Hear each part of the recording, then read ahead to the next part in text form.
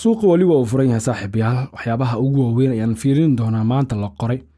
suuqa sheekooyinka ugu xiisaha badan waxa qayb ka ah Jadon Sancho ayaa kaliya doonaya xilligan inuu ku biiro kooxda Juventus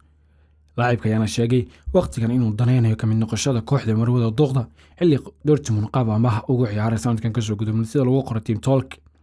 Manchester xidigay doonayso ninka lagu magacaabo Mads de Ligt ay shir shakhsi ah la gaareen mar kale kooxda Bayern Munich ayaa la sugi doonaa jawaabta ugu dambeysay ka bixisa laacibkan maadaama uu yahay waqtigan mid doonaya Manchester oo kaliya isla Manchester ayaa dalbatay daafaca Turkiga daafac midig kaga ciyaara ninka lagu magacaabo Vardy ka oo bandhig wanaagsan sameeyay xulkiisa Turkiga tartanka Euro ee ka soo haray xulkiisa si lagu qoray Mirror Manchester ayaana doonatay daafacaasi dhinaca Arsenal ayaa doonaysa 20 jirka weerar kaga ciyaara kooxda Ajax Brian Brobly nin lagu magacaabo sida lagu qoray Football Insider dhinaca kale Manchester ayaa iyadana 50 milyan u gudbisay kooxda Lille si kaga soo qaataan Leny Yoro waana wararka ugu waaweyn ee xidigan aadka loo hadalhayo muddooyinkii ugu dambeeyay Bruno Fernandes ayaa kaliya dooranaya Al-Nassr haddii uu ka dhaqaaqo Manchester United halkii uu aadi lahaa Al-Ittihad kooxaha ciyaara Sacuudi Carabiya wuxuu doonayaa laacibkan inuu mar kale la ciyaaro saaxiibkiisa Portugiiska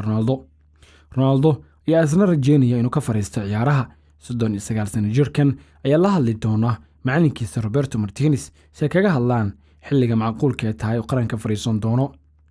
dhinaca kale Arsenal ayaa diyaar u xilligan inay iibso goolhayada Aaron Ramsdale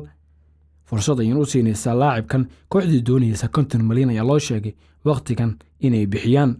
Tottenham iyo City ayaa isku haysta ninka lagu magacaabo Eze 60 milyan ayaa lagu doonayaa wiilka Crystal Palace iyo xulka qaranka dalka Ingiriiska Fiorentina ayaa dhamaystirtay weeraryahanka Juventus Moise Kean 13 milyan lagu daro 5 milyan ayayna ku qaateen kooxda Fiorentina aad u xiiseynaysa laacibkan Manchester ku daranaysa Dominic Calvert-Lewin iyo ninka lagu magacaabo Ivan Toney inay soo qaataan haddii ay weeyaan waqtigan weeraryahanada ay daneynayaan dhanka iyo suuqa